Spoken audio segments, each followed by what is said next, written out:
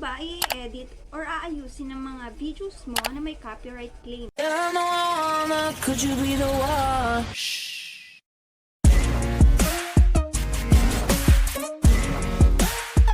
Good, good.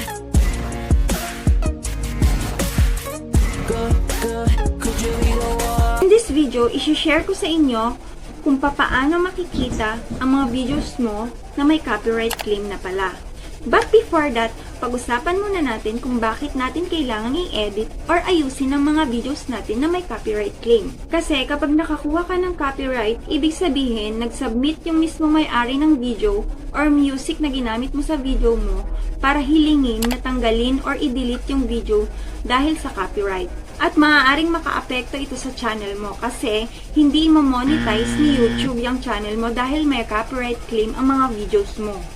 At pwedeng alisin or i-delete ni YouTube ang lahat ng mga videos mo na may ganito, lalo na sa live streaming. At kung maalis ang mga live stream videos mo dahil sa copyright, paghihigpitan ngayon ni YouTube ang access mo sa mga live streaming sa loob ng 90 days. 90 days. At kung palaging nangyayari yan, tuluyan nang i-delete ni YouTube yung channel mo. So, kailangan, lagi nating i-check yung mga ina-upload nating videos para hindi tayo ma-CPR. Nung nalaman ko itong information na to, chinek ko kagad yung aking YouTube channel kung meron ba akong na-upload na videos na may copyright claim. So, papaano ko nga ba ginawa or inedit yung mga videos ko na may copyright claim? At kung gusto mong malaman, just continue watching this video. First, kapag cellphone lang ang gamit mo katulad ko, mag-sign in ka lang sa Google Chrome or any browser na meron ka sa phone mo. So, ang gamit ko ngayon is Chrome. Kailangan lang i-check natin kung naka-desktop site tayo para ang features na lalabas dito ay parang nasa laptop or desktop. So, i-click lang natin itong tatlong dot dito sa taas. Ayan, naka-desktop site na tayo. And then, second, kailangan nating ipindutin ang ating mga videos dito sa taas, right side. Click lang natin yan. Makikita na natin dito ang mga videos natin na merong restriction.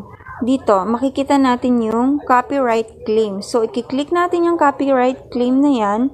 And then, see details para ma-edit natin siya. Tapos, makikita natin dito yung select action. Click lang natin yan.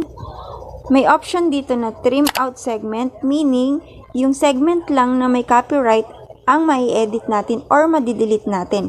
Meron din siyang replace song or mute song. Ang gagawin natin ngayon, imi-mute lang natin yung segment na may copyright claim. So, click natin yung mute song.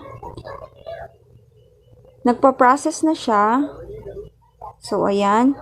And then, after that, makikita na natin dito sa taas yung copyright summary and status. The content ID claim on your video doesn't affect your channel. This is not a copyright strike. So, okay na siya. Na-edit na natin siya. Hindi na siya makaka-apekto sa ating pag-apply ng monetization kung sakaling mag-apply na tayo sa YouTube channel. So, ganun lang guys. And that's it for today's video. I hope nakatulong ito sa mga channel nyo. At kung meron pa kayong gustong malaman sa pag-YouTube or sa pag-YT, comment down below and magre-research po tayo para dyan. So, sa mga hindi pa nag-subscribe sa aking channel, please subscribe and click the notification bell para ma-notify ka sa mga bagong videos na i-upload ko. Thank you for watching!